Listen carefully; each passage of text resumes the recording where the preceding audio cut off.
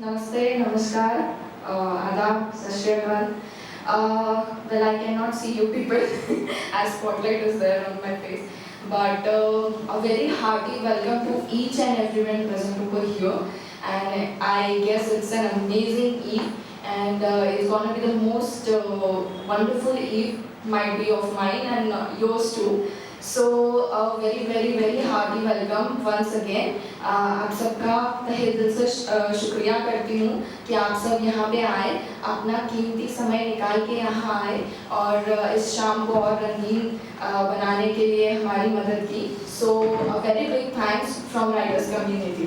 Thank you. Okay, so right now first I would like to invite Dr. Prakash Joshi sir and are they there? Yes. Yeah, Prakash Joshi sir and Milind Mahindre sir to please come up on stage. And also I would like to request Vikram Bhankar, the founder of Writers Community, please felicitate them both. Thank you so much, sir. I am Akanksha Bhagwatkar, co-founder of Writers Community, and I would first like to start with something sweet. जैसे कहते हैं ना, मीठे से शुरुआत होनी चाहिए. So एक डोर से ये बंधी है कई कहानियाँ. एक डोर से ये बंधी है कई कहानियाँ. डोर पूछो ना कौन सी, अल्फाज बयां करे कई नई कहानियाँ. चलो आज मिले करे गुफ्तगू, कई राज कई मिजाज हो आज बेझिझक रूबरू. Last Eve was really wonderful. We had very good time with each and everyone. और जो भी लोग last Eve में थे, वो जानते हैं कि कितना मज़ा आया था last Eve में. And I wish कि आज की Eve उससे भी ज़्यादा खूबसूरत हो. तो मुझे उस रिश्ते के बारे में कुछ कहना है जो आप सबसे जुड़ता है, राइटर्स कम्युनिटी का, और जो भी लोग उनसे जुड़े हैं उनका जो रिश्ता है सही में बहुत अनमोल है. क्योंकि हर किसी का रिश्ता इतना खूबसूरत नहीं होता. आपके कुछ शब्द हम तक आते हैं, हमारे कुछ शब्द आप तक पहुंचते हैं, और वो जो बात बनती है वो कहीं और ही होती है और वो बहुत खूबसूरत होती है. सो कुछ खुशी सिर्फ इस बात की नहीं कि ये शाम आप सबके साथ है. खुशी सिर्फ इस बात की नहीं कि शाम आप सबके साथ है. खुशी इस बात की भी है कि ये वक्त हमारा आज बस आप सबके नाम है. Before we start with the event, I would again like to tell people that we're not the poets, but also for the budding poets, that inspiration from people who make you glow better, or people who try to help you all the way, are wonderfully a biggest creature for you, and those peoples are the most important one many of the times for you. So what a poet is actually, a poet is a creator, he is an artist. A poet is just wonderful. Every artist has his own face, and that is more than something, and it is truly admirable. So now I would like to say something for poets. एक कवि कभी शायरी या गजल भी सुना देता है. एक कवि कभी शायरी या गजल भी सुना देता है. सुनने वालों ध्यान से सुनना, ना जाने कैसे उसमें ये दिले राज बोल देता है. Okay, let me first tell you, everything is written by myself only. Okay. So let's start our performances. I guess everyone is ready over here to hear something beautiful from every single poet who is going to come over here.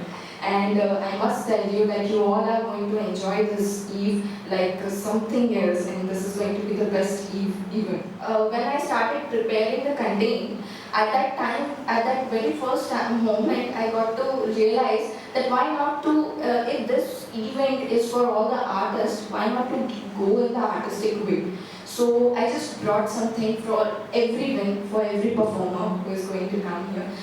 Some beautiful words, some very gratitudinal words from for those people. So the first one which is going to be here is पहला नाम इस रंग मंच पे आज, पहला नाम इस मंच पे आज, पहली बार की तरह निराला आज भी इनका अंदाज, प्यारी बातें इनकी कहानी, चलो सुने कुछ आरती मानस दास की जुबानी। A cheerful evening to one and all. काही जणांना माझ्या परिचयाची गरज नसेलच, कारण लास्ट टाइम जो रायटर्स कम्युनिटीने ऑर्गनाईज केलेला मला एक होता, तिथे माझी बऱ्याच जणांची ओळख झालेली आहे, त्यामुळे माझ्या परिचयाची बऱ्याच जणांना गरज नसेल, पण तरीही ज्यांना मी माहिती नाही त्यांच्यासाठी मी आरती मानस दास, अ पुणेकर, a proud member of writers community. आणि माझ्याबद्दल जर सांगायचं झालं तर नुकतंच मला काही पुरस्कारांनी सन्मानित करण्यात आलेला आहे. त्याच्यामध्ये महात्मा गांधी रत्न award, golden award, global excellence teachers award आणि star record book of international. Sir, हा होता थोडक्यात माझ्याबद्दलचा सारांश. आणि first of all I would like to thank writers community for giving me this wonderful opportunity again to be a part of this wonderful Mora app. So thank you so much once again. मला इंग्रजी, हिंदी आणि मराठी या तिन्ही भाषांमध्ये लिहायला आवडतं आणि आज ज्या मी तुमच्यासमोर स्वरचना सादर करणार आहे या तीनही भाषांमध्ये असतील. मला सांगायला आवडेल की मला स्त्री असण्याचा खूप अभिमान आहे आणि मला नारी शक्ती किंवा महिला अधिकार अशा विषयांवर लिहायला आणि बोलायला खूपच आवडतं.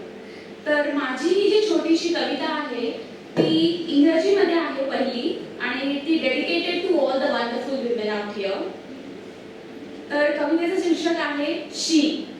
मराठीतलं शी नव्हे, इंग्रजीमधलं she.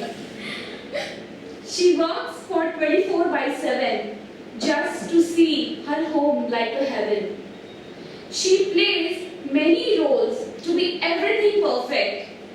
Alas, who is there to her to protect? She seems to be a vital element of family. Ultimately, she is considered to be a fool and silly. She always hides her grief and pain. Happiness of family is her only gain. People worship goddesses to get power, knowledge and fame. Why she has to face violence and rape? Don't underestimate the power of she. Never know when you will have to bend on your knee. Because she is a woman with wit wide as ocean. तर माझी पुढची स्वरचना आहे हिंदीमध्ये आणि त्या कवितेचं शीर्षक आहे तकदीर. तकदीर तभी चमकती है जब किलकारी आपके काम से गूंजती है. तरक्की का ताज तभी सजता है जब मेहनत का पसीना टपकता है. संयम और धीरज से ही खरा सिक्का खनकता है. साथ में किस्मत और तकदीर का होना भी तो बनता है. लांछन लगाते हैं कई लोग तेरी किस्मत फूटी है. अब कौन बताए उनको कि तकदीर की रेखा ही टूटी है. एक ही सिक्के के दो पहलू तकदीर और किस्मत. गौर से सुनिएगा. एक ही सिक्के के दो पहलू तकदीर और किस्मत. याद रखना मेरे यार, कोई पर्याय नहीं, करनी तो पड़ेगी तुझे पूरी पूरी मेहनत. ये भी उतना ही कड़वा सच है कि तमन्नाओं की महफिल तो हर कोई सजाता है. तमन्नाओं की महफिल तो हर कोई सजाता है.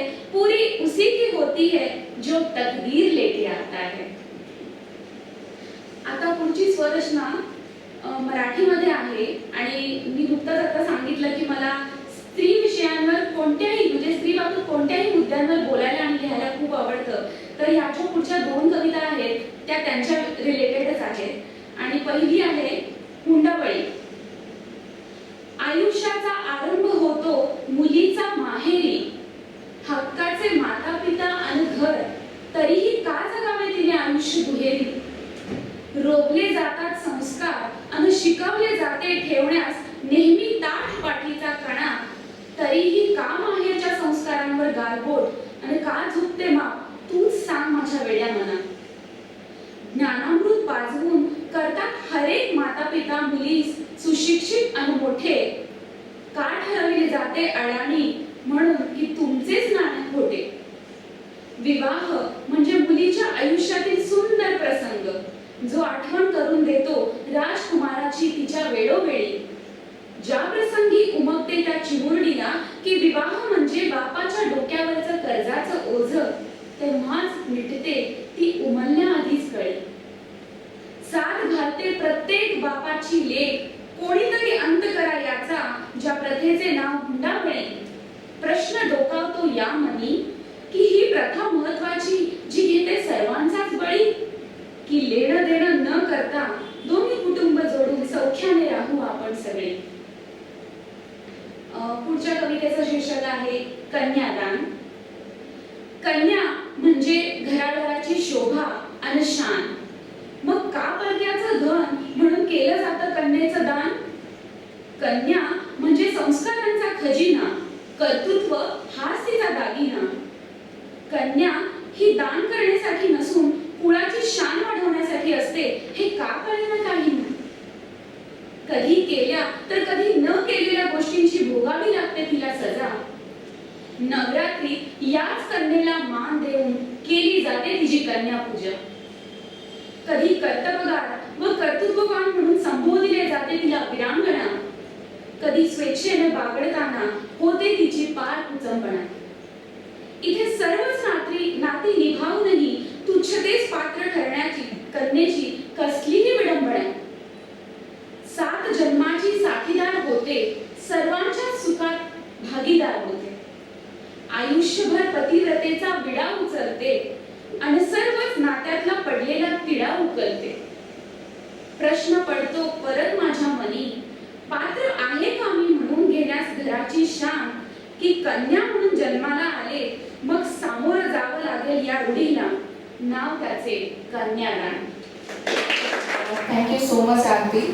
Last time we had, I just told you before, जैसे अभी थोड़ी देर पहले मैंने कहा कि हम जब लास्ट ईव में थे उस वक्त एक बहुत ही सुंदर माहौल था और उसी वक्त आरती जी ने तब भी परफॉर्म किया था और तब भी जैसे मैंने अभी डिस्क्राइब किया वैसा ही जोश, वैसी ही खूबसूरती और वैसा ही जो बहुत प्यारा सा भाव है वो उनके अंदर दिखा. And now even she performed just like a star. So thank you so much, Aarti. लाजवाब है कुछ लोगों का मिलना, लाजवाब है कुछ लोगों का मिलना, उससे भी खूबसूरत है इनका आज शाम यहाँ होना. नाम इनका इर्तिका काजी है, वादा हमारा भाई जरूर आपको इनकी कविताओं की कहानी. Please come up on stage, Irtika ji. So I really cannot see anyone right now, and I think that's the best thing. Okay. So I took a deep breath and listened to the old brag of my heart. I am, I am, I am. These are one of my favorite lines written by one of my favorite poets, Sylvia Plath. My name is Irtika Kazi and I'm an English poet. I write mostly in English, though I also speak German fluently. And I have a few poems also published to my credit. Few of my poems have recently been selected to be published in the Indian Literature magazine of Sahitya Akademi. I have performed on the TEDx platforms as well, and also the cultural festivals and poetry festivals that take place in Pune. So I'm going to read out 4 poems. First one is titled Letters from Nana. So my Nana has been a great inspiration for me in terms of poetry because he himself was an Urdu shair. So yeah, I can see that I've got something from him in hereditary. So, can you read? My Nana never spoke to me in Urdu, though he was a renowned Urdu shair in his old age. He never spoke to me in any language but English. When Nana smiled, The corners of his mouth spread till they touched his ears. His eyes became crevices, and wrinkles streamed across his face like sun rays inside a wintry room. Nana also sang nazm and ghazals. Everyone loved him. He walked with a faintly visible bend, like Atlas carrying the sky for eternity on his shoulders. But I only ever saw him degrading from paralysis, shrinking day by day in his huge bed, reminding me of Sirius, the brightest star in the night sky. And it devastated me to see him dying of helplessness.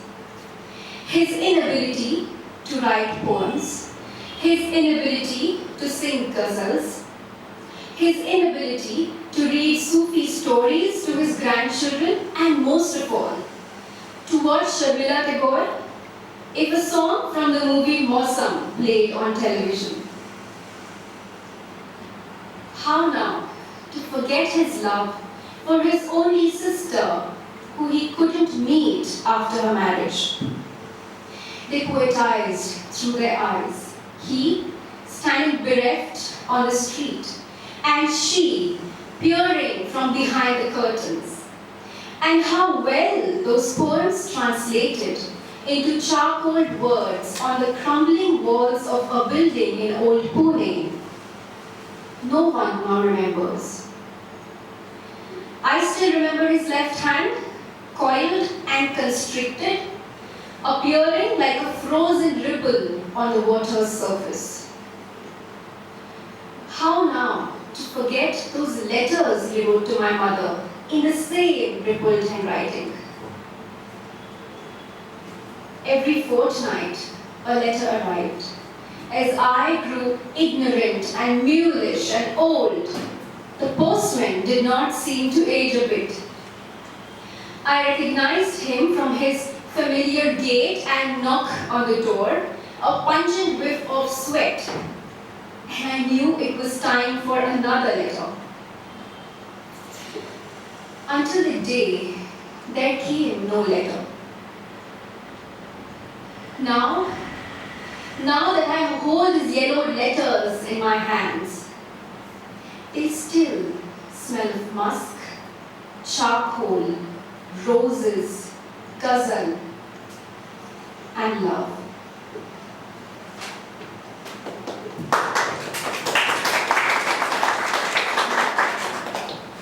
Okay, thank you. The next poem is titled The Koina Starts With My Mother's Stride.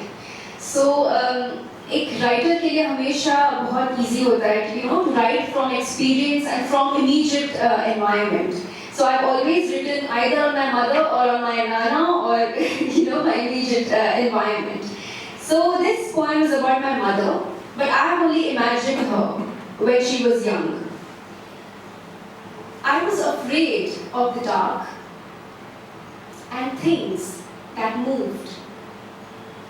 As a child, I imagined blackbirds chasing me with their high-pitched squeaking calls across the moonlit water. Everything comes at its assigned time, she said. I could not go to tea parties because I had mother's fingers too small to hold a teacup or hold a spiked pencil to do math. Mother now remembers her teachers from St. Paul's and how she was the most erudite of all pupils. The twinkle in her eyes illuminates a thin sliver of the continent of moon in her threadbare dreams. She woke up when the first signs of spring emerged. In the hedgerows along the Kars plateau, as she hummed with her father the colors of love and loss. Mother is a seabird, creature of wide skies and distant oceans. Some mothers teach daughters to cook. Mine taught me to fish and fly. Whatever I picked first was mine. Thank you. So I move on to my third poem, which is titled Lost, which also resonates with the current plight that our farmers are going through. The fields are black and ploughed, the cattle flushed and fed, with beads of perspiration on the brow and a turban on his head. He left. Why he left and where he went is a secret until now. His tractor never seen, his paraphernalia not found. No one knew what the mountain god did. His visage, bitumen, a bell on his forehead could not quench the field. He left in broad daylight, burrowing through dead wood. But mind you, the land was still and the crop sown, the bitumen god chomping on wild gooseberries, stone. And there comes my last poem titled Sunrise. It's a poem on hope. Sunrise, which is also a metaphor for hope. With every sunrise, the hollow of my eyes sink deeper and deeper until the liveliness in them disappears, and I am a phantom listener in a world of fears. With every sunrise, my torpid eyes open to horrid sights of man's inhumanity to man. Flesh for flesh, blood for blood, doesn't matter if it rains or floods, the hues of red with the blues of water intermingle, intersect, to form a puddle of water where children sail their paper boats and clap their innocent hands with joy to the way their vessels float on red water. With every sunrise, my pallid eyes yearn to be closed shut tight. I am Lady Justice with no blinds. How now to discover the color of existence, not red anymore? Perhaps green or black or yellow, or the color of God's hand. With every sunrise, I wake up alive and wonder if a caterpillar turns into a butterfly. If a caterpillar turns into a butterfly, does it still remember being a caterpillar? Thank you. इनके बारे में अब हम क्या कहें, मुसाफिर है कुछ अलग ही इनका अंदाज। आइए गणेश जी, हो जाए कुछ शब्द आपके यहाँ इस महफिल की शान। वहाँ पर ऐसे होता है कि शायरों को पूछते हैं लोग कि व्हाट वाज योर पास्ट, कि शायर कैसे बन गए थे, और जो तुम्हारी भावनाओं को शब्दों में लिखते हो तो कैसे लिखते हो। तो उनके लिए एक सरल शब्दों में कुछ कहना चाहता हूँ। अजीब दास्तां बन गई है जिंदगी। लोगों ने प्यार में धोखे खा के जिंदगी सीखी है और हमने धोखे खा के प्यार सीखा। अभी सबको मालूम है सर्द का मौसम चल रहा है, मतलब मोस्टली सर्दी, कहीं बारिश हो रही है, एक्सेप्शन। तो उस बारे में कुछ लिखा है। सुबह की किरणें और बिखरी जुल्फों में वो क्या गजब लगती है, उसके मौजूदगी से दिन रात हसीन हो जाती है। फिल्मी जैसे सुंदर आंखें हैं उसकी, और मुस्कुराते देखा कभी जो जनाब दिल को इत्मीनान मिलता। कहा था किसी ने काजल का नूर बेशुमार खूबसूरत है, प्यार वाला गुस्सा जब उसकी आंखों में सजता, उसकी लबों से निकला हर एक लफ्ज मेरे दिल के गहराई में समेट जाता। कभी झगड़ा हुआ और वो कुछ वजह गुस्से की सुनाएगी जो मुझे, मैं कई वजह उससे प्यार करने की। इसी में और कुछ कल्पना करके मैंने और कुछ लिखा है। तो जैसे कि होता है कि अभी प्यार हुआ है लेकिन कुछ पता नहीं है कि हम किस तरफ मोड़ किस तरफ जा रहा है। तो क्या पता ऐसे कितने ही आशिक होंगे उसके, क्या पता ऐसे कितने ही आशिक होंगे उसके। मैं 100 कोशिशें करने की सोचता हूँ, मैं 100 कोशिशें करने की सोचता हूँ, वो हज़ारों कोशिशें करते हो। जिंदगी में ऐसे भी मोड़ आएंगे, सबके आते हैं, कि जब किसी न किसी का साथ छूट जाता है तो उस बारे में कुछ अर्ज है। खुद को समेट कर मैं हंसना चाहता हूँ, इसे एक नई जिंदगी समझकर, पर उन पन्नों को देखकर मैं फिर से बिखर जाता हूँ। हाँ, ये वही पन्ने हैं जो तन्हाई में मेरे अश्कों ने भिगोए थे। क्या तुम्हें यकीन नहीं होता? अरे नवा है वो चांद, कितनी बेचैन रातें मैंने उसकी यादों में गुजारी। थक कर जब मैं सोने जाता हूँ तब दिल घबराता है, नींद में अक्सर ख्वाब देखने को, शायद उसका चेहरा आज भी मेरे दिल को घायल कर। फिर मैं संभलता हूँ, चलते गिरते उठते संभलते, कई नए अफसाने लिखकर हर राह में बदलता रहा। टूटता हर ख्वाब, डूबते मंजर देखते, कई यादों में खोकर अतीत में खुद को ढूंढता रहा। एक वो ढलती रात, बिखरता मेरा एक तरफा प्यार, और कई अनदिखी चोटें खाकर अपने वजूद को कहीं तलाशता रहा। फिर क्या, एक कठिन चाय, कुछ कष्ट लेके, कई बातें भुला के, जिंदगी जिंदा रहने की ख्वाहिश लेके मैं आगे बढ़ता रहा। जाते जाते एक आखिरी नज़्म है, एक सजेशन दे सकता हूँ।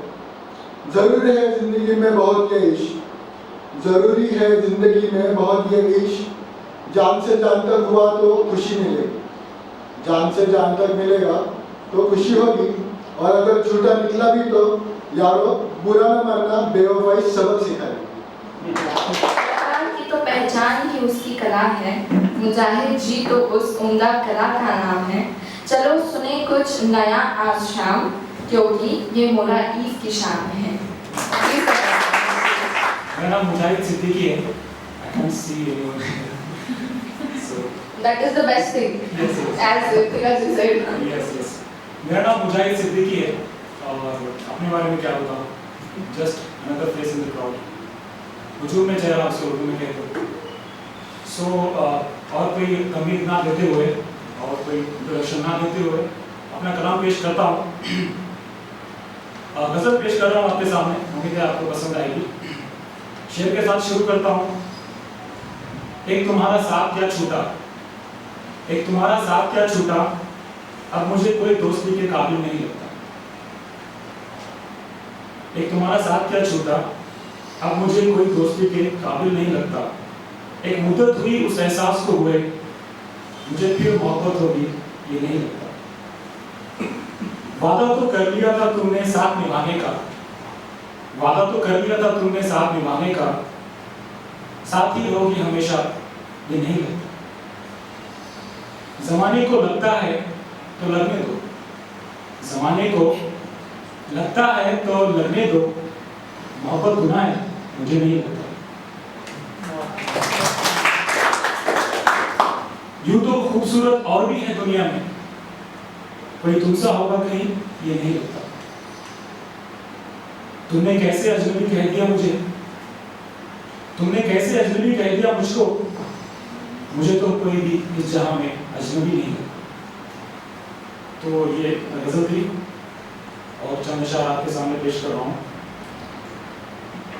वो हर बार मेरी उदासी की वजह पूछते हैं, वो हर बार मेरी उदासी की वजह पूछते हैं, हैरत है वजह खुद अपना पता पूछते हैं। वो मेरी शायरी में कहीं छुपी है शायद, वो मेरी शायरी में कहीं छुपी है शायद, हर लफ्ज पर लोग उसका पता पूछते हैं। क्या बात है। और एक शेर है, कुछ एक शेर होते हैं जो कि तनाव होते हैं, किसी नज़्म का या गजल का वो पार्ट नहीं होते, अकेले होते। इसी तरह एक शेर मुझे याद आया, गम से खुशियों को हम यूं छांट लेते हैं, गम से खुशियों को हम यूं छांट लेते हैं, अपने दर्द में हम औरों के दर्द बांट लेते हैं। और एक नज़्म, एक कविता पेश कर रहा हूँ, इसमें कुछ उर्दू के वर्ड आएंगे तो आई अपोलोजाइज। अगर आपको बाद में अगर जानना हो उसका मतलब तो आप मुझे मुझसे मिल सकते हैं। कभी यूं ही जब टाइटल है, कभी यूं ही जब हम सोचते हैं कभी यूं ही जब, कभी यूं ही जब शाम ढले, शफक की सुर्खियों में दिन गुम होने लगे, पैरहन क्यों तेरा सामने आ जाता है। कभी जब बादल बरसे, बारिश की हल्की फुहार, ठंडी खुशगवार हवाएं तेरी भीगी पलकों को ले आती है। कभी यूं ही जब चौथी रात का चांद बादलों से लपा-छिपी खेलता है, मंजर तेरी झुकी पलकों का बन जाता है। कभी यूं ही जब मैं खलल लिए कुछ लिखना चाहता हूँ, यादें तेरी अल्फाज क्यों बनना चाहता हूँ। कभी यूं ही जब शफक की सुर्खी नहीं लगती कुछ और मगर तेरी उदास आंखें, कभी यूं ही जब। आई गेस कि सबकी ज़िंदगी में कुछ ना कुछ नया आते रहता है और कुछ ना कुछ पुराना जाते ही रहता है। तो आज हमारे इस बढ़ते वक्त के साथ, गुजरते समय के साथ मुझे ऐसे लगता है कि हमें खुद को एक नई राह देनी ज़रूरी है। कुछ लिखते रहना ज़रूरी है, कुछ सुनते रहना ज़रूरी है और कुछ अच्छा सुनते रहना ज़रूरी है। और exploring is the best way to express, I guess. ख्यालात इनके बड़े ही नहीं हैं, शब्दों में इनके कई अनेक हैं, नाम इनका आमिर है।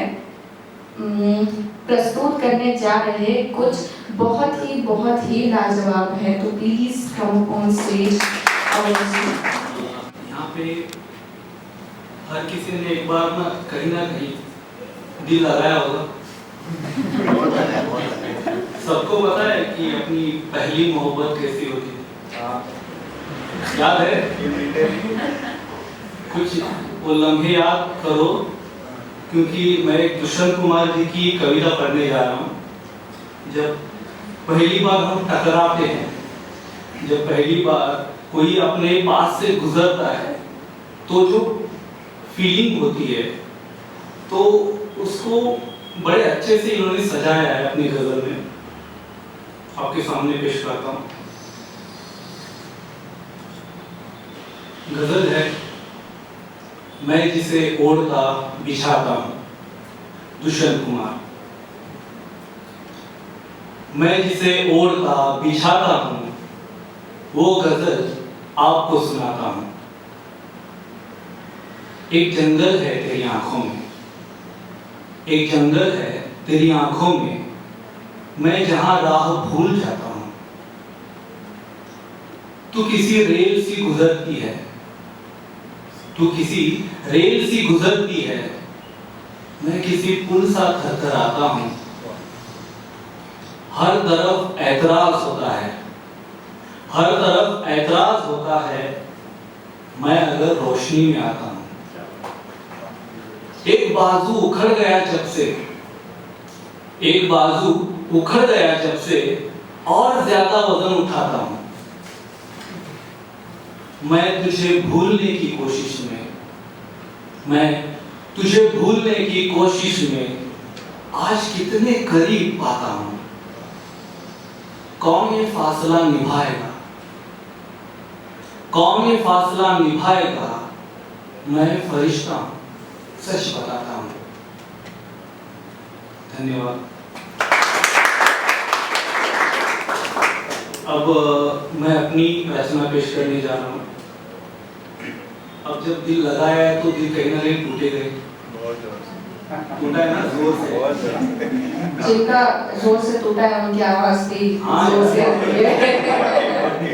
हुआ ऐसे कि यहाँ पे आके बहुत लोगों ने अपनी रचनाएं पेश की, पर किसी की ना आह निकली ना वाह। तो मैं चाहता हूँ कि मेरी बारी है भाई। आपकी आह निकले या वाह निकले, बस निकले। इश्क में जाने आशिक क्या क्या करता रहता है, इश्क में जाने आशिक क्या क्या करता रहता है।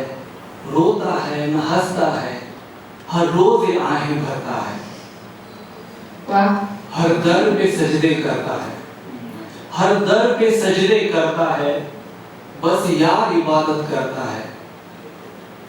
मिला जो मुझसे तो कहता है, जब इश्क अधूरा रह जाए, वो दिल ही है जो भरा भरा सा रहता है।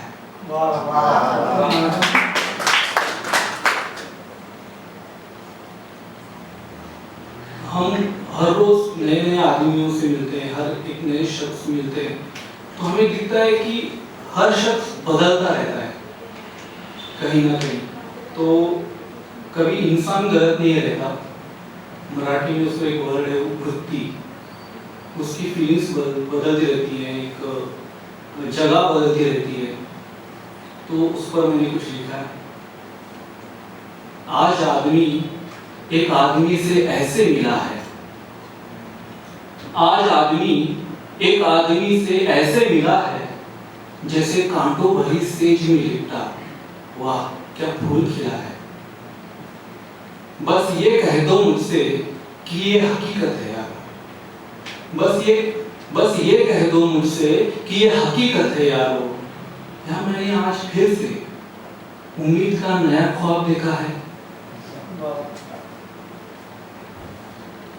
एक वक्त आता है जहां हम खुद से बातें करने शुरू कर देते हैं और अपने अंदर का एक जहन में जो छिपा हुआ था, अंदर का एक इंसान रहता है, अंदर की एक आवाज रहती है, वो तुम्हें हमेशा पुकारती है। तो उस वक्त पे मैंने एक लिखा था, जैसे ही शाम होती मैं बड़ा बेचैन हो उठता, जैसे ही शाम होती मैं बड़ा बेचैन हो उठता और मेरे ही अंदर कहीं दूर सफर पे निकल पड़ता और एक सवाल पे आके रुक सा जाता, तुम कौन हो?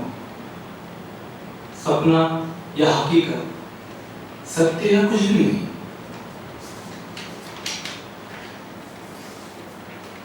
मैंने अक्सर तुम्हें खुद को कहानियां पढ़ते, कहानियां सुनाते, कहानियों में ढूंढते देखा, पर उन कहानियों में कहीं भी तुम नजर ना आए। तुम्हारी कहानी क्या है? कहां खड़े हो तुम? कौन हो तुम? ये सवाल हमेशा मुझे अपने आप में घेरे रहता है। कहता है, मैंने अक्सर तुम्हें डरते देखा है, कुछ पाने की चाह में खुद को खोते देखा है। सच में तुम डरते बहुत हो। एक बात बताओ, तुमने ऐसा क्या पाया है जो खो दोगे?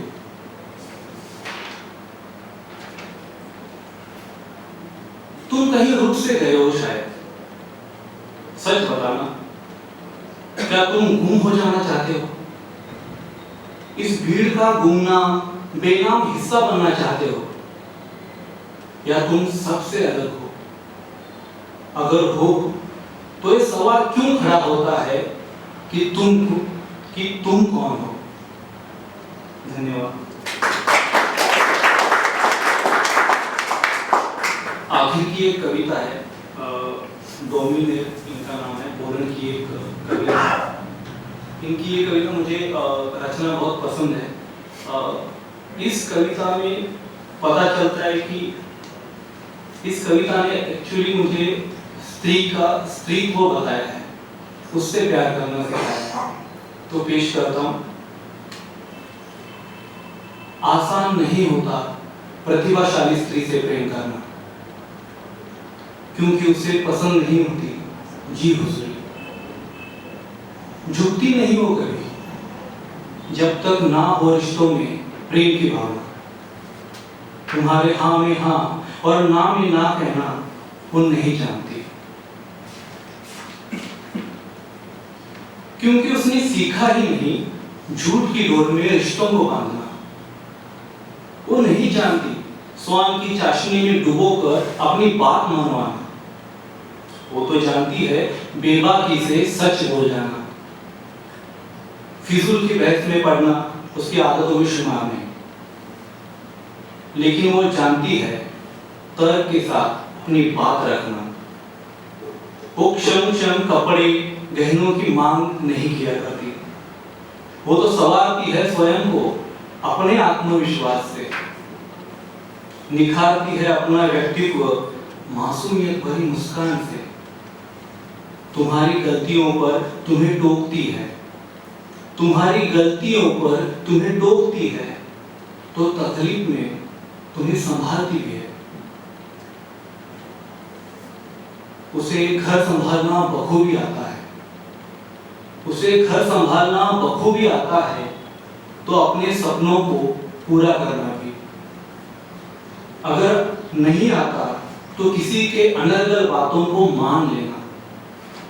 पुरुष के आगे वो नतमस्तक नहीं होती।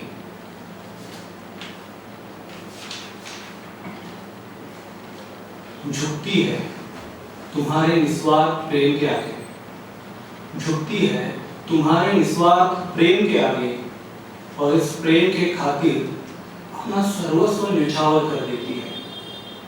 हौसला हो निभाने का, अगर हौसला हो निभाने का, तभी ऐसी स्त्री से प्रेम करना, क्योंकि टूट जाती है वो धोखे से, छलावे से, पुरुष अहंकार से, और फिर जुड़ नहीं पाती किसी प्रेम की खातिर।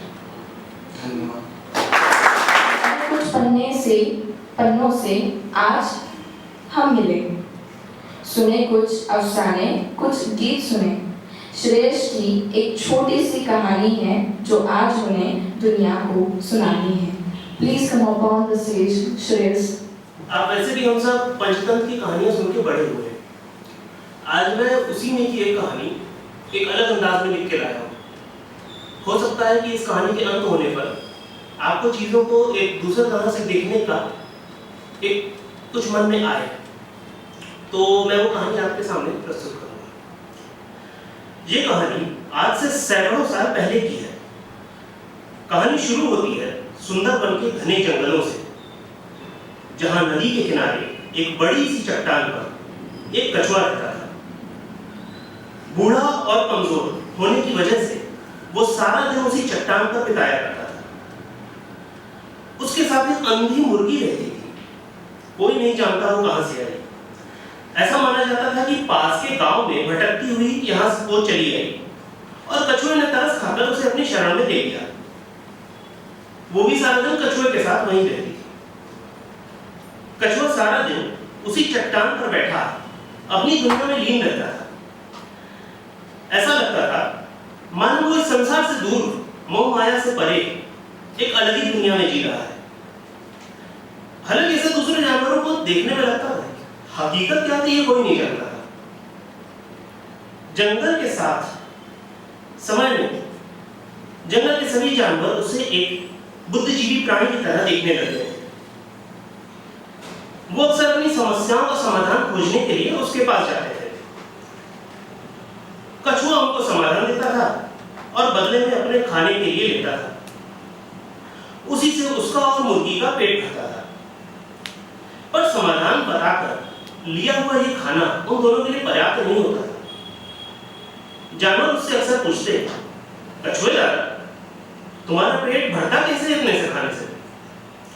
इस पर कछुआ हर बार जोर से हंसता और वही एक जवाब देता, ऊपर वाला सब देता है।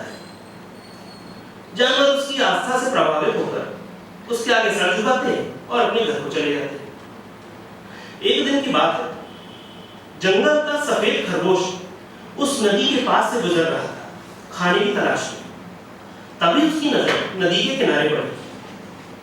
जो उसने देखा उसे विश्वास नहीं हो रहा था। हालांकि वो अंदर ही अंदर कछुए का सच जानता था। वो कुछ बोला नहीं, मन में तरस का भाव लिए आगे बढ़ गया। ये वही खरगोश था जो अपनी जवानी के दिनों में जंगल के सबसे तेज जानवरों में से एक था, और इस कछुए के साथ हुई उसकी दौड़ प्रतियोगिता में उसकी हार के पूरे जंगल में चर्चे हुआ करते थे। बच्चा बच्चा ये कहानी जानता था। खरगोश ने भी जिसे देखा था वो अंधी मुर्गी थी, जो अपने पंजों से खोद खोद कर खाने के लिए दाने और कीड़े निकाल रही थी। बूढ़ा कछुआ उसके चुपचाप पीछे चल रहा था और जो कुछ भी वो बेचारी मुर्गी निकालती उसे वो खा जाता। बेचारी मुर्गी परेशान होकर बार बार खोदती पर खाने का कुछ ना पाती। ये सब देखने के बाद खरगोश का मन किया कि वो चिल्ला चिल्ला कर सबको बता दे कि वो कौन सा ऊपर वाला है जो कछुए को खाने का देता है। पर सालों पहले हुई उस दौड़ प्रतियोगिता में मेरी हार और बदनामी ने उस खरगोश का मनोबल तोड़ दिया था और उसे भरोसा था कोई उस पर विश्वास नहीं करेगा। वो बात उसके मन के अंदर ही रह गई। इधर मुर्गी और कछुए का सिलसिला भी कुछ समय तक चलता था। जब कछुए का पेट भर गया तो उसने खाना बंद कर दिया, लेकिन उसने मुर्गी का साथ नहीं छोड़ा।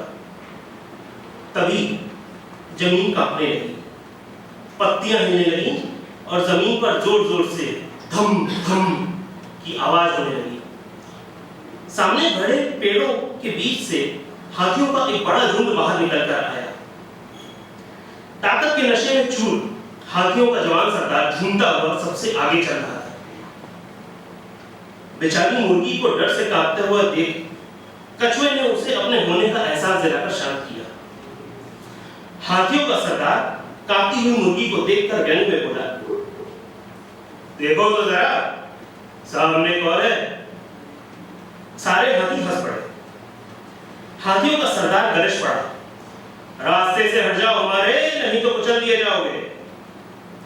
अपमानित बूढ़ा कछुआ बोला, सावधान सरदार, इतना अहंकार अच्छा नहीं है। गुस्से में सरदार गरजा, बूढ़े चुप हो जा। और इसी के साथ सरदार ने अपना एक पैर कछुए पर रख लिया और उसे दबाया, पर कछुए को कुछ न हुआ। बूढ़ा कछुआ सरदार की उम्मीद से कहीं ज्यादा मजबूत था। कछुआ मुस्कुराते हुए बोला, ताकत के अहंकार में मत डूबो सरदार, अपने बुढ़ापे में भी मैं तुमसे कमजोर नहीं हूं। इस पर सरदार ठहाका लगाकर हंसा। कछुआ बोला, अगर तुम्हें इतना ही घमंड है तो कल सुबह आ जाओ पश्चिमी पहाड़ी के पास और कल ही देख लेंगे कौन कितना शक्तिशाली है। सरदार ने चुनौती की को स्वीकार किया और अपने झुंड के साथ आगे बढ़ गया। इसी बीच खरगोश भी वापस आ गया और छिपकर उसने ये सब देखा था। मुस्कुराते हुए उसने सोचा, बूढ़े ने अपनी मौत को खुद ही बुला लिया है। अगली सुबह पहाड़ी के पास सबसे पहले पहुंचने वाला खरगोश ही था। कछुए का क्या होता है ये देखने के लिए वो बेचैन था। कुछ देर बाद हाथियों का सरदार भी वहां अपने झुंड के साथ पहुंच गया, पर बूढ़ा कछुआ कहीं नहीं दिख रहा था। सरदार गरजा, कहां है वो बूढ़ा, होश ठिकाने आ गए क्या? झुंड के सभी हाथी हंस पड़े। तभी झुंड में से एक हाथी बोला, सरदार वो देखो पहाड़ी पर। सबकी नजर उधर गई। सरदार ने देखा बूढ़ा कछुआ किसी रस्सी का एक छोर मुंह में दबाए धीरे धीरे पहाड़ी से नीचे उतरकर आ रहा था। सरदार जैसे खींच सा गया। कछुए ने आकर सरदार को रस्सी का वो छोड़ दिया और बोला, मैं पहाड़ी के उस तरफ रस्सी का दूसरा छोर पकड़ लूंगा और तुम्हें आवाज दूंगा। खींचना अपनी सारी ताकत से, देखते हैं किसमें कितना दम है।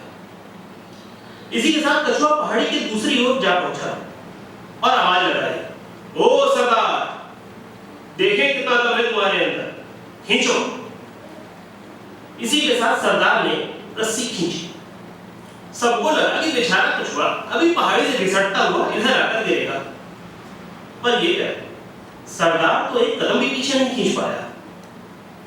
अपनी जवानी और ताकत के घमंड में चूर कई घंटे तक सरदार इसी तरह लगा रहा, पर एक कदम भी पीछे नहीं खींच पाया।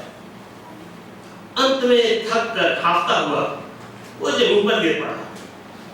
हर कोई आश्चर्य। कछुआ मुस्कुराता हुआ पहाड़ी के उस पार से इधर आया। सरदार के पास आकर बोला, कहा था ना सरदार, इतना अहंकार अच्छा नहीं। बेचारा सरदार इतना हाफ रहा था कि वो जवाब भी नहीं दे पाया। कछुआ पलटा और नदी किनारे अपनी चट्टान की ओर चल पड़ा। चलते हुए कछुए ने धीरे से उस तरफ देखा जहां खरगोश छिपा बैठा था और हल्का सा मुस्कुराया। खरगोश ये देखकर सकपका गया, शर्म से लाल चेहरा लेकर वापस लौट गया। दिन भर की हलचल के बाद शाम को जंगल शांत हो चुका था। पंछी अपने घरों की ओर लौट रहे थे। ढलते सूरज ने आसमान को नारंगी छटा से ढक दिया था। कश्मकश में डूबे खरगोश ने परेशान होकर वो शाम को कछुए के घर पहुंच गया। वो सीधे कछुए के पास पहुंचकर बैठ गया। कछुआ हमेशा की तरह आंखें बंद करे शांत चित्त उसी चट्टान पर बैठा था। उसने एक आंख खोली, खरगोश के खिसियाए हुए चेहरे को देखकर हंसा और फिर वो आंख वापस बंद कर दी। खरगोश बोल पड़ा, बस मेरे एक सवाल का जवाब दे दो, फिर मेरा चेहरा तुम्हें कभी देखना नहीं पड़ेगा। बस मुझे ये बता दो कि आखिर ये सब तुमने किया कैसे? कछुए ने आंख बंद करे करे मुस्कुराते हुए जवाब दिया, तुम्हारी नजरें पहले भी खुद तक सीमित थी, आज भी उससे आगे देख नहीं पाते। खरगोश ने कुछ बोलना चाहा लेकिन कछुए ने अपनी बात जारी रखी। मुझे अपनी सीमा अच्छे से पता है। मैं जानता हूं कि मैं उस विशालकाय हाथी को कभी नहीं हरा सकता ताकत में। अब कछुए ने अपनी दोनों आंखें खोली और खरगोश की तरफ देखता हुआ बोला, इसलिए मैं सुबह ही पहाड़ी के उस पार नदी में रहने वाले दरियाई घोड़े के झुंड के पास गया। दरियाई घोड़ा जिनको ना पता हो, यानी हिप्पोपोटामस, और उनके सरदार को भी वही चुनौती दी जो हाथी को दी थी। हाथियों की तरह वो भी घमंड में छूट तुरंत हार कर बैठा।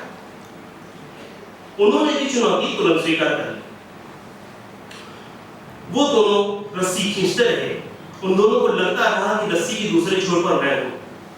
अपने सम्मान के लिए वो अपनी जान लगाते रहे पर कुछ ना कर पाए। और जब उन दोनों का घमंड टूटा, जब उन दोनों को लगा कि अब कुछ नहीं हो सकता, तो थक हार कर वो जमीन पर गिर पड़े। अक्सर हमारा घमंड ही हमें अंधा कर देता है और हकीकत सामने होकर भी हम उसे देख नहीं पाते। खरगोश अब हैरान हो चुका था। उसने पूछा, और हमारी उस दौड़ प्रतियोगिता का क्या?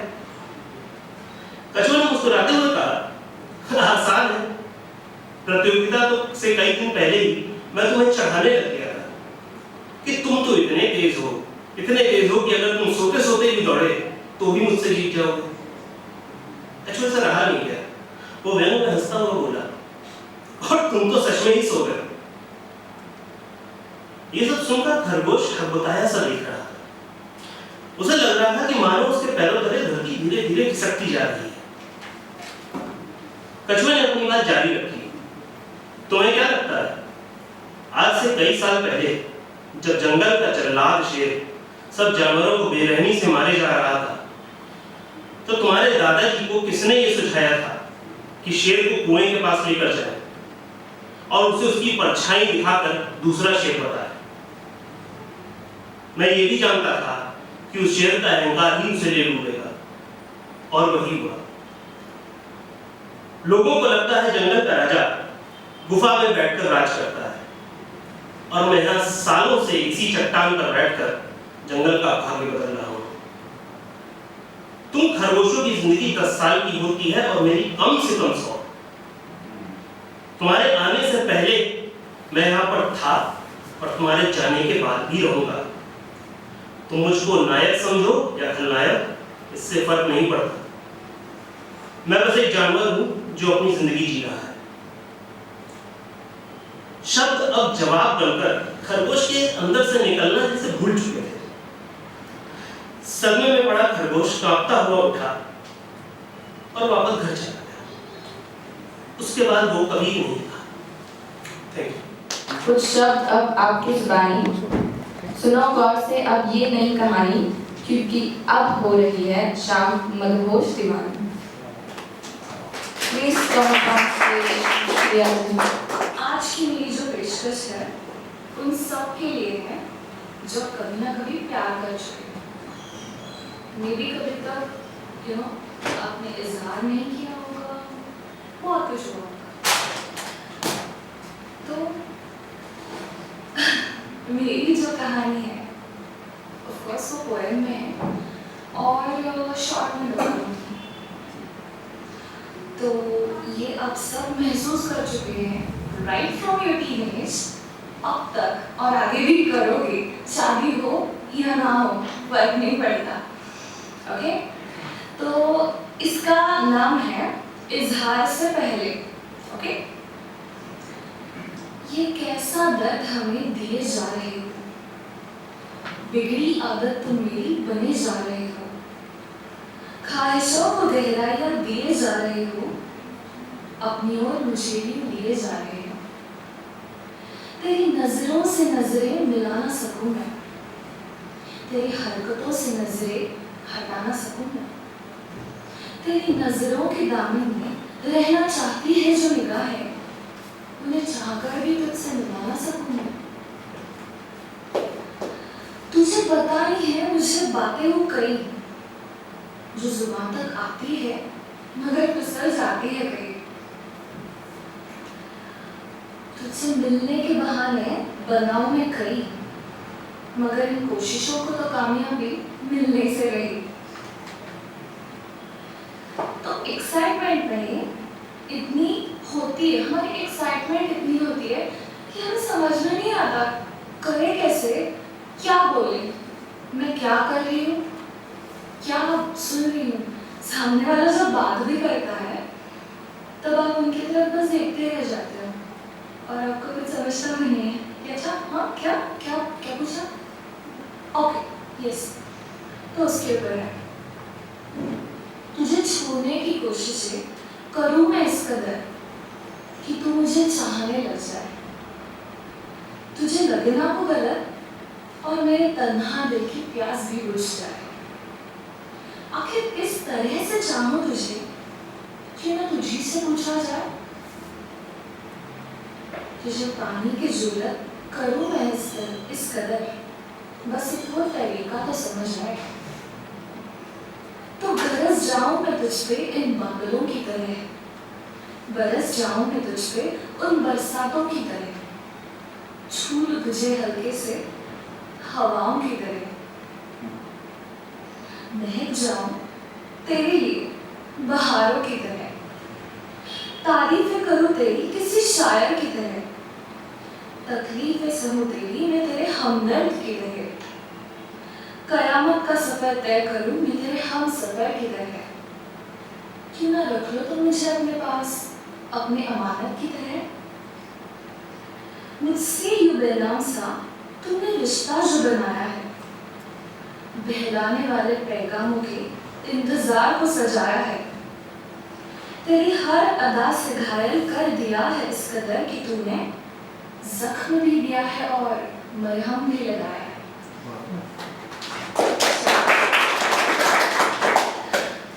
अब प्यार तो हुआ है शायद, मगर इजहार करूं मैं कैसे, कहना चाहूं पर कह ना पाऊं, ये जज्बा है कुछ मेरे ऐसे, धड़कनों की गूंज मेरी सुनाऊं तुझे कैसे, मेरी उलझनों से परे जाकर तुझे सीने से लगा लूं कैसे। आज मिला है जो मौका मेरी हालत को समझ लो, फिसलती है जो जुबान मेरी तो तुम ही से सवार लो, इजहार जो दिल से कर लूं तो जरा तुम मुस्कुरा भी देना, और अगर दिल की धड़कनें तेज हो जाए तो क्या ना मुझे भी सुना देना। इस प्यार भरे दिल की चाहत को तुम भी आजमा लेना, वो लम्हा हो इकरार का तुम इस तरह हाँ कर देना, उस इजहार के प्यारे लम्हे को तुम यादगार बना देना। आज तो है दिन इनका, आज तो है दिन इनका, मोरा ईद ही नहीं जन्मदिन भी है इनका। इस दिन की इन्हें बहुत बहुत बधाई। आइए अमूल्या जी, अब आपकी बारी आई। काही कविता असतात ज्या आपल्या मनाला खूप लागतात. तर मग अशीच एक कविता आहे, एक सपना म्हणून, साईनीराजाची कविता आहे, तर मी सादर करते. 20 बाय 20 का घर, 10 बाय 10 का कमरा, 2 बाय 2 का दिन, और इसमें ना समाने वाला एक सपना. बड़े शहर की बड़ी भीड़ में सुकून का एक सपना, छोटे पेट की बड़ी भूख में संतुष्टि का एक सपना.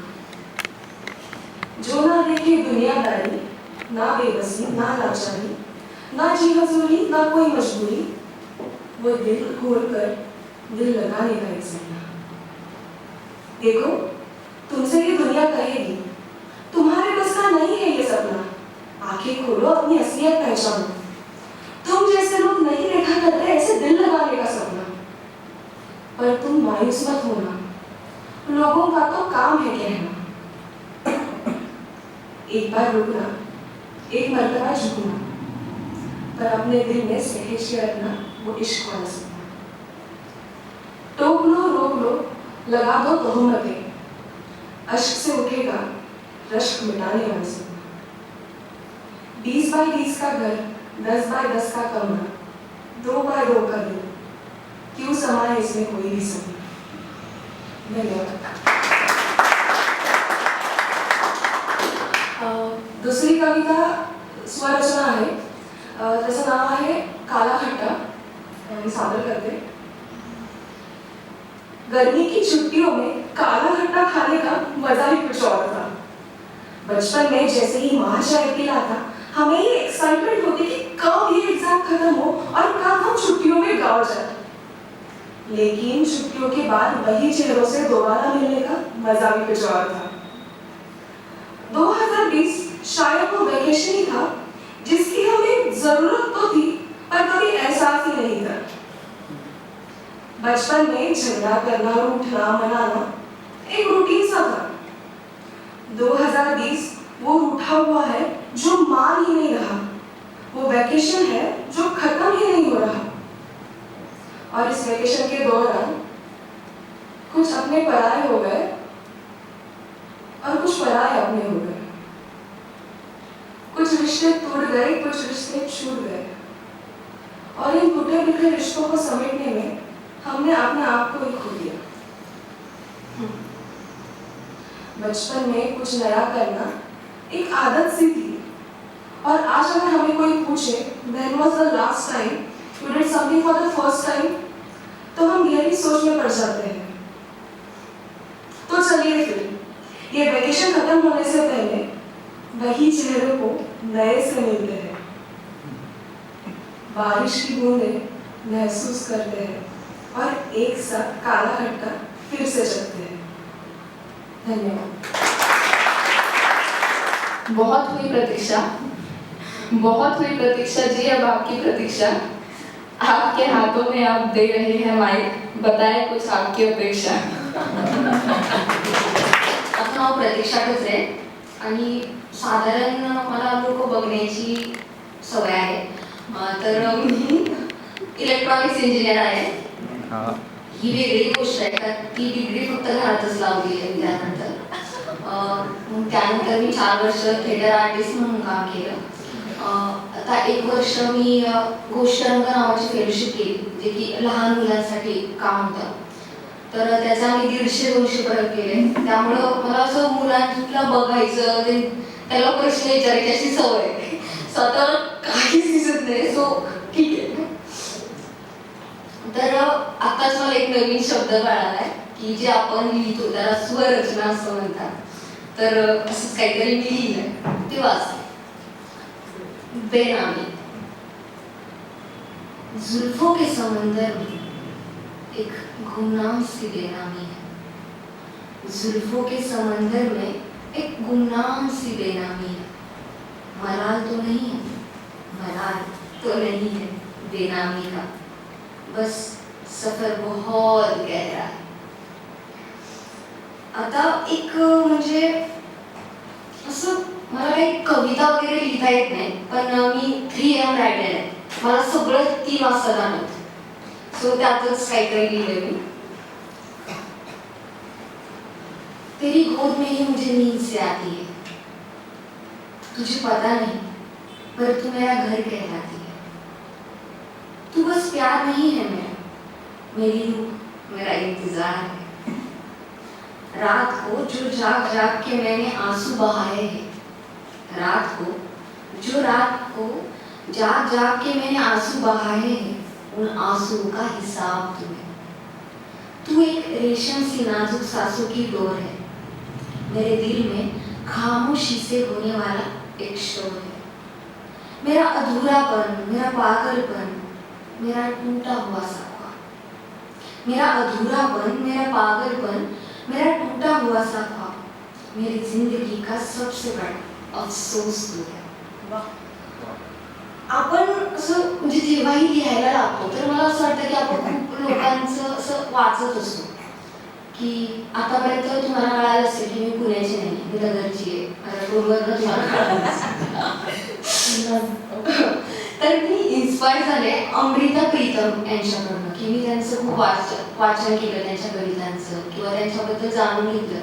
तर त्यांची एक कविता मी तुम्हाला वाचून दाखवते. मैं तुझे फिर मिलूंगी, कहा कैसे पता नहीं, शायद तेरे कल्पनाओं की प्रेरणा बन,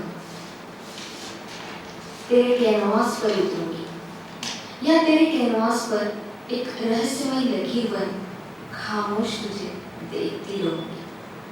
मैं तुझे फिर मिलूंगी, कहा कैसे पता नहीं, या सूरज की लौ बनकर तेरे रंगों में घुलती रहूंगी या रंगों की बाहों में बैठकर तेरे कैनवास पर बिछ जाऊंगी. पता नहीं कहा किस तरह पर तुझे जरूर मिलूंगी. या फिर एक चश्मा बनी जैसे झरने से पानी उड़ता है, मैं पानी की बूंदें तेरे बदन पर मलूंगी और एक शीतल एहसास बनकर तेरे सीने से लगूंगी. मैं और तो कुछ नहीं जानती पर इतना जानती हूँ कि वक्त जो भी करेगा यह जन्म मेरे साथ चलेगा. यह जिस्म खत्म होता है तो सब कुछ खत्म हो जाता है, पर यादों के धागे कायनात के लम्हे की तरह होते हैं. मैं उन लम्हों को चुनूंगी, उन धागों को समेट लूंगी. मैं तुझे फिर मिलूंगी, कहा कैसे पता नहीं, मैं तुझे फिर मिलूंगी.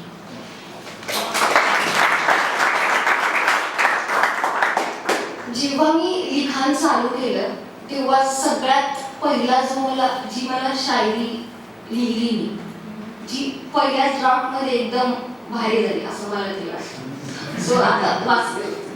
तसव्वुर म्हणजे कल्पना. तसव्वुर की तस्वीर से देखा है तुझे, तसव्वुर की तस्वीर से देखा है तुझे, तू आज भी आईने सा साफ दिखाई देता है. तसव्वुर की तस्वीर से देखा है तुझे, तू आज भी आईने सा साफ दिखाई देता है. देखना चाहते हैं रंग दूसरा, पर पहली सी मोहब्बत दिखाई देती है. Thank you. लोग ज़्यादा ध्यान नहीं देते हैं स्टैंड अप कॉमेडी पे, तो मैंने कहा ठीक है इस बार देख लेते हैं, ध्यान देते हैं. Please don't let me down. नहीं भी आया तो भी उसका, but I don't down on that person, he will make you laugh. So here are some lines for him. आसान है मुस्कुराना, बड़ा मुश्किल है हंसाना, और इसी मुश्किल का हल लेके आए हैं मल्हार जी, बस अब खूब हंसाना. The real reason for keeping me for the last is because बीच में करता तो कितने लोग रहते पता नहीं अभी तक. नहीं है जितने भी. हाँ. I kept my words. So yeah, thank you so much. So first of all, I would please give a huge round of applause for all the performers out here. This wonderful evening. Okay, is this better? Without mic you can go. Without mic? Yep. All right. मुझे कुर्सियों के लिए perform करना आता है actually, तो mic तो बहुत बड़ी चीज़ है. सुनाई दे रहा है मेरा आवाज़? Yes. Okay, बस हंसी नहीं आ रही. All right. So yeah, as I was saying, I am a stand-up comedian, so definitely not an artist. And so I am in awe with all the artists right here, right now. And as जैसे आकांक्षा ने बोला कि first of all, जब मुझे पता चला कि ये poetry night में आना है, so I was very intimidated because poetry intimidates me. ये लोग सोचते हैं actually. As someone said rightly, I write in English and I'm fluent in German. And वैसे ही मैं I write in a book and I'm fluent in Silly.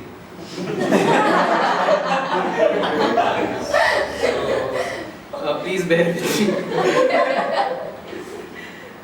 It was a wonderful night. Thank you so much for all the lovely words, and I hope I can entertain at least 2 people here.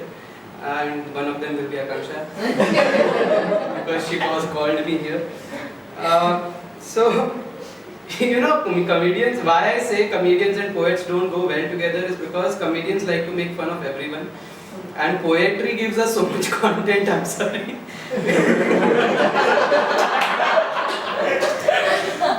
Poets are nice people, but I guess sometimes weird. सीधा जवाब ही नहीं मिलता. बड़ा बात है. I was just sitting there and I was listening to a conversation happening here. Someone asked, I think Amir, I'm sorry if I'm offending you, but that is my work. Someone asked him, do you write under this name? And he gave a lecture of 5 minutes कि क्या art में नाम क्या होता है. बस feelings important होती है. I agree, completely agree, but as I said, I'm just silly. So sorry. But I especially love the people. Siddiqui साहब ने I think perform किया था. He was like, they perform in Urdu and real time में translate करते हैं कि इश्क मतलब love, मतलब प्रेम, मतलब समझ ही गए हो. But मतलब idiot लगता है ना audience को कि हमें नहीं पता वो words, तो अच्छा but feelings अच्छे होते हैं. Anyway, I'll start my set. This was all that I was thinking sitting there. So, my name is Mandar and I'm a Maharashtrian. Maharashtrians in the house. Give me a Jai Bhavani. Jai Bhavani. Exactly. The right answer is Jai Shivaji. No, give me a Jai Bhavani is a call for Jai Shivaji. But I know I am a Maharashtrian. So I think Maharashtrians are extremely, fake people because I am one. I know from experience. We have Sachin Tendulkar, but we also have Shreyas Thapade. We have Lata Mangeshkar, but we also have Rakhi Sawant.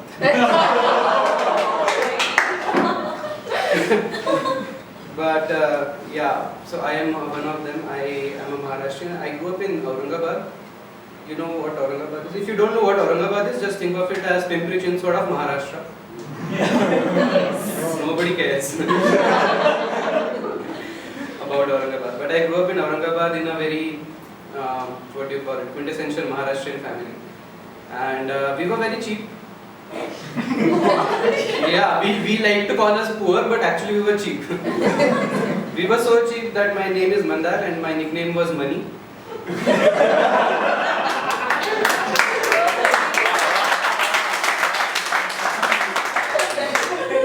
And I grew up in Aurangabad in a cheap Maharashtrian family, and we did not, Aurangabad has a huge problem of garbage disposal, as in they don't dispose it at all. वहाँ पे इतना कचरा है कि कचरा overflow हो रहा है पुणे में.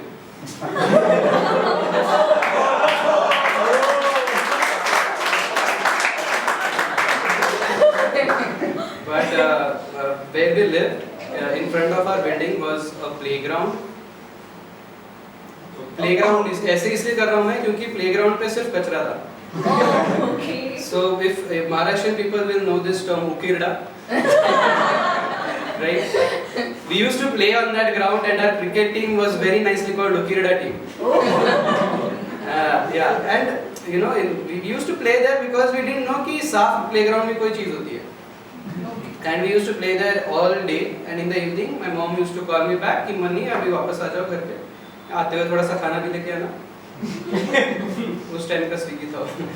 But then I used to come home in the evening, and the first thing that my mom did, the first thing that she did was put all my clothes in the washing machine along with me. ऊपर से 4 बूंद उजाला डालती थी. उजाला पता है सबको यहाँ पे? 4 बूंद वाला. कपड़ों के रेशो तक जाए, सफेदी का नया रंग लाए. That is all the poetry I know.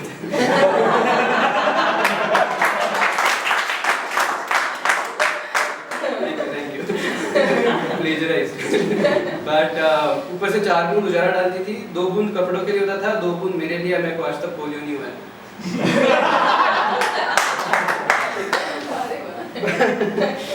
Yeah, but that story unfortunately does not end well, guys. Yeah, my mom was arrested. Yeah, she was charged with money laundering.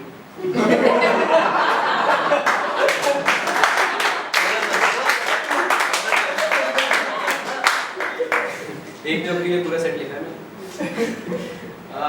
But I recently got married 1 month back. I was dating my girlfriend, not this, my girlfriend for 7 years, and then parents were like कि इस रिश्ते को कुछ नाम देना चाहिए, and then we decided let's get married in December 2020. But then the whole COVID thing happened and lockdowns happened, so we preponed it to October. क्योंकि अगर रुकते लॉकडाउन खत्म होने तक ज़्यादा लोग बुलाने पड़ते हैं, तो we were like कि मौके का फायदा उठाते हैं, so we preponed it in October. But married life is not what I had expected. You know, you get advice, the same advice from everybody. Nobody is happy. Nobody, you know, the wish happy married life. Nobody tells you that. They are like, बस 1 महीना अच्छा चलेगा. Everybody, even my parents, बस संभाल लेना. अरे हम दारू पीने थोड़ी जा रहे हैं, संभाल लेना. We are getting married. You should wish us a good life ahead and all. But नहीं, सब डरा रहे हैं कि यार 1 महीने तक अच्छा चलता है, उसके बाद कुछ नहीं. I'm helping my wife. I know cooking, she does not. I cook myself. तो people are like 1 महीने तक चलेगा, उसके बाद वो कर लेंगे. Everything happens for 1 month. But as I said, we did not learn anything. Me and my wife both don't know anything about household cooking, etc. We just wing it. But one thing that she has learned from her mother, I think, is save electricity. That's all. तो वो हर button बंद करती रहती है. I was like, laptop क्यों नहीं charge है? She was like, button on था. बस गोपी बहू जैसे लैपटॉप होती है, वो मुझे चार्ज नहीं करने देती. Our whole life revolves around the geyser button. क्योंकि geyser takes up more electricity, तो वो बंद करना चाहिए. क्योंकि वो नहाओ ना नहाओ is not important. Just button बंद होना चाहिए. I'm just ranting. There's no joke here. One thing that frustrates me is, imagine you are on a summer day. You are outside. You are very thirsty. And you want a drink, you go to a shop and you tell भैया एक cold drink देना. Now there are 2 kinds of भैयास. One भैया will give you the cold drink, other भैया will tell you fridge में से ले लो. Now the other भैया who tells you that fridge में से ले लो, invariably does not know the price of that bottle. So he tells you कि price भी दे दो, price भी बताओ मुझे. Now this is where my frustration starts. Okay, I don't know if this happens with you, but you take the bottle out, I take the bottle out, and you look for the MRP on that bottle. And then you look. Then you turn the bottle, you look. You turn the bottle upside down, you look. You can't find the MRP, and everyone around you in your head is judging you. Because you can't find the MRP. Now your hand is cold. Colder than the actual cold drink. But you still can't find the MRP. You're frustrated, you still can't find the MRP. And just like the USB thing, पहली बार जो होता है वही सही होता है. You find finally the MRP on the label. You get really happy कि अभी मैं पैसा दूंगा, मस्त कोल्ड ड्रिंक पीऊंगा, इधर से निकलूंगा.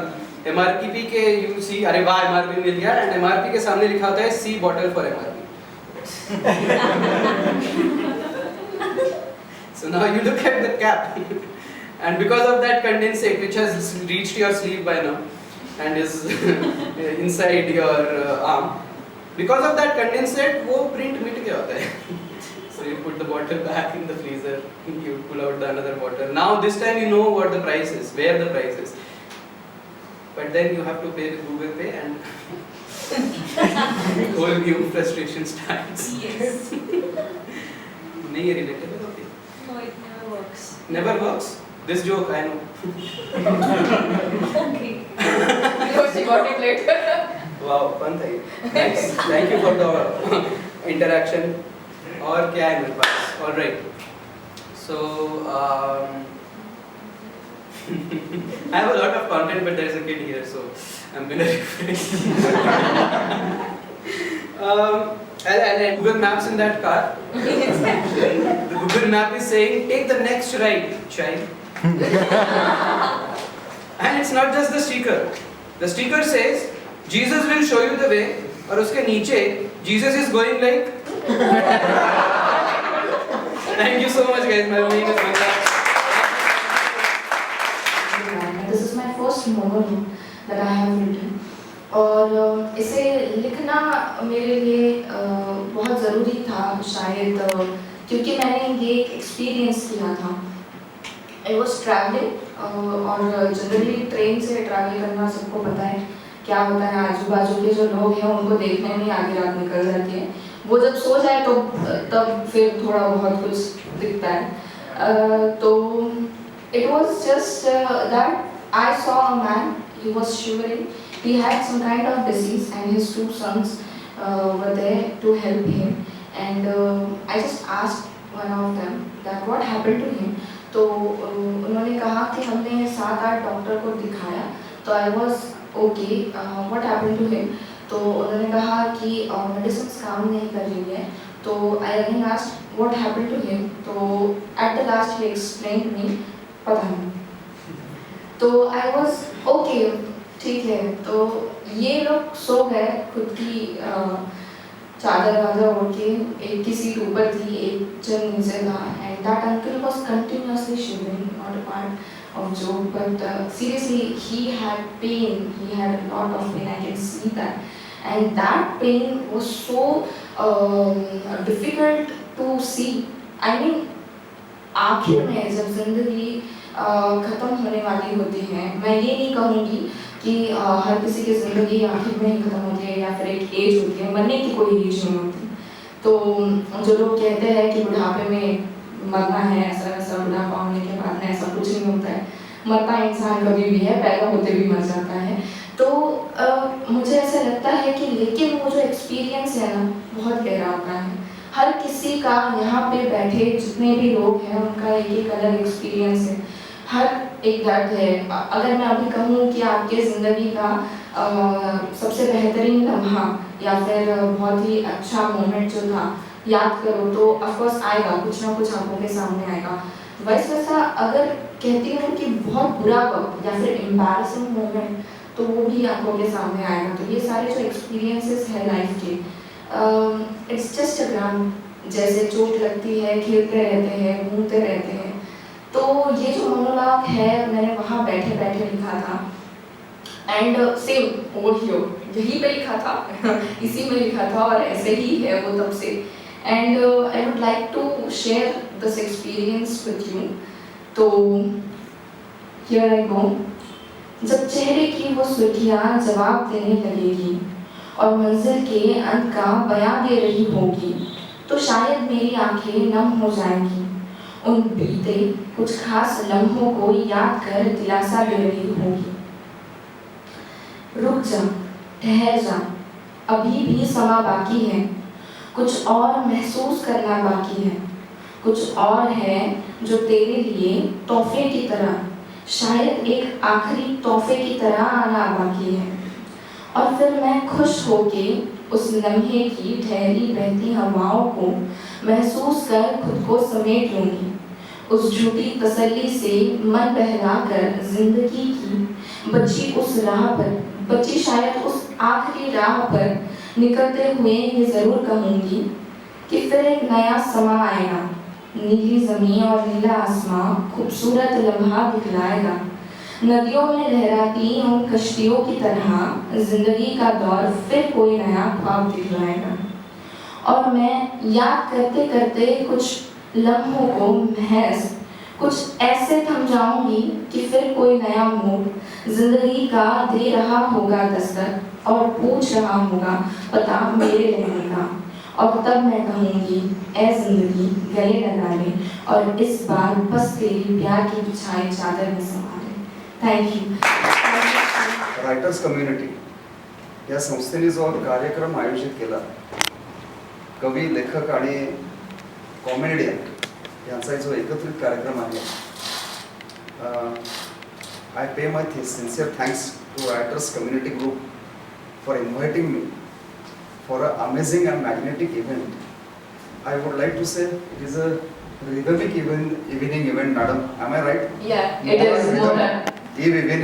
So it is a rhythmic evening. Thanks a lot.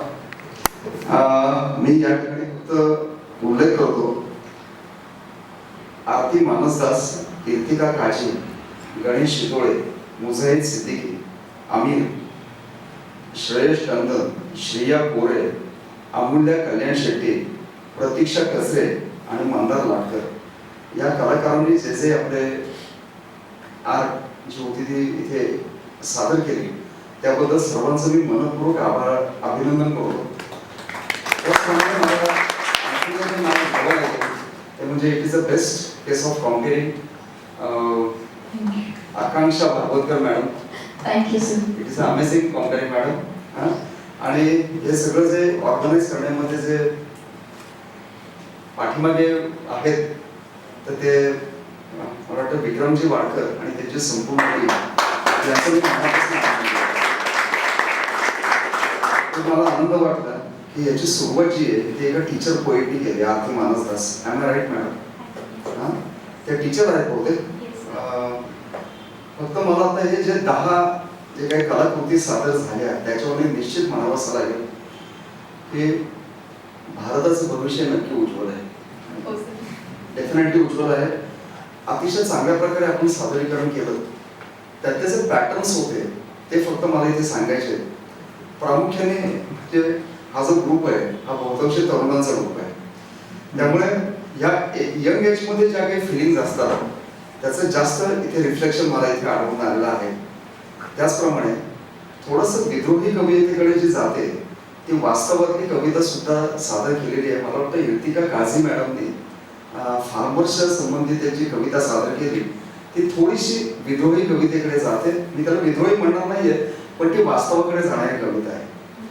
Basically कुठलाही कवी हे काय मला इथं जाणवलं की हिंदी आणि इंग्रजीचा जास्त प्रभाव आहे, पण I can better express myself in Marathi.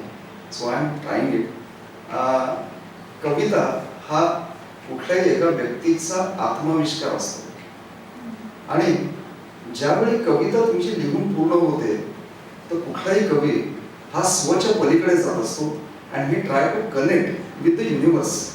म्हणजे स्वतःकडून युनिवर्सकडे तो जात असतो आणि या सगळ्याचं प्रतीक मला या तुमच्या कवितांमधून इथे आढळून आलेलं आहे. त्याबद्दल मी तुमच्या सगळ्यांचं अभिनंदन करतो.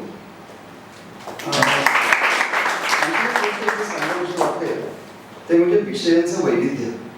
फक्त इथे थोडंसं काय मी तुमचे तारुण्य सुलभ इमोशन्स रिफ्लेक्ट करणाऱ्या जशा कविता होत्या तसंच हुंडाबळी होता, इथे शेतकरी होता, इथे कन्यादान होतं. त्याच्यानंतर एक कविता मुजाहिद सिद्दीकींनी सादर केली ती थोडीशी चारोळी प्रकाराकडे जाणार होती. त्यातली 3-4 कविता त्यांनी केल्या. एक कविता होती, गझल होती. जे किती काव्यांचे अनेक प्रकार आपल्याला ऐकायला मिळाले. मला वाटतं आमच्या एका तासामध्ये एवढं पूर्ण होणार नाहीये.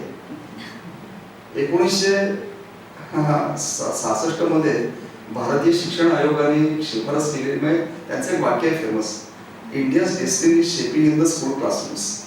Today I would like to take this opportunity to say that India's destiny is not only shaping in the school classrooms but in the normal event like this, Morai. इथे पण घडतं. आणखीन एक गोष्ट सांगावीशी वाटते की खूप महत्त्वाची आहे, म्हणजे the poets, the comedian and the story writer, they have crossed all the barriers, psychological barriers, the semantic barriers and cultural barriers also. And they have crossed all kinds of borders. They are crossing geopolitical borders of the nations also. So definitely it's an amazing event. यातले मात्र मी शिक्षक आहे, त्यामुळे यातले आणखी missing link काय आहे आणि तुमच्यासमोर चॅलेंज काय आहे, कारण तुम्ही तरुण पिढी आहात. ठीक आहे, आम्ही आता क्रॉस 50+, पण तुमच्यासमोर आणखी एक चॅलेंज मला ठेवायचं आहे. अनेक प्रकारच्या कविता याच्यामध्ये मी ऐकल्या आहेत, मात्र आणखीन एक प्रकार किंवा अशा कविता तुम्ही आता तयार करायला पाहिजे की ज्यामधून वैज्ञानिक दृष्टिकोन मुलांच्या मध्ये रुजला जाईल. इथं 2-3 टीचर दिसत आहेत या ग्रुपमध्ये, तर तिथे आता 2-3 लोक जर्मन बोलणारे आहेत त्या ठिकाणी, फाईन. तर इथे कुठेतरी भारताच्या राज्यघटनेने जे सांगितले, घटनेच्या कलम 51A मध्ये प्रत्येक नागरिकांमध्ये वैज्ञानिक मनोभाव म्हणजे सायंटिफिक टेम्परामेंट रुजलं पाहिजे. हे शिक्षक फक्त करू शकणार नाहीये, alone teacher can't do this. The poets, the writers, the comedians definitely they will contribute. They can devise a collaborative program which will inculcate the scientific temperament among the next generation. तर ह्या दृष्टीने ही मात्र missing link मला आढळली की हे थोडंसं कमी आहे. कमी म्हणण्यापेक्षा या दृष्टीने सुद्धा तुम्ही विचार करा, भारतीय राज्यघटना डोळ्यासमोर ठेवा आणि वैज्ञानिक मनोभाव कसा रुजवता येईल पुढच्या पिढीमध्ये त्याविषयी अवेअरनेस निर्माण करता येईल, प्रयत्न करा. एवढंच मी तुम्हाला मार्गदर्शन करू इच्छितो. आणि जाता जाता फक्त एक मॅडम सांगू इच्छितो, ते वाक्य माझ्या लक्षात नाही येते, पण ते काहीतरी मंदार सर आमचे म्हणले त्यांच्या कॉमेडीच्या सुरुवातीलाच, काय बरं ते वाक्य लक्षात नाही, औरंगाबाद मध्ये काहीतरी ओव्हरफ्लो झालं आणि ते पुण्यामध्ये ते काय होतं सर? सर पण औरंगाबाद मधून ओव्हरफ्लो झालेला कचरा जर इतका क्वालिटीचा असेल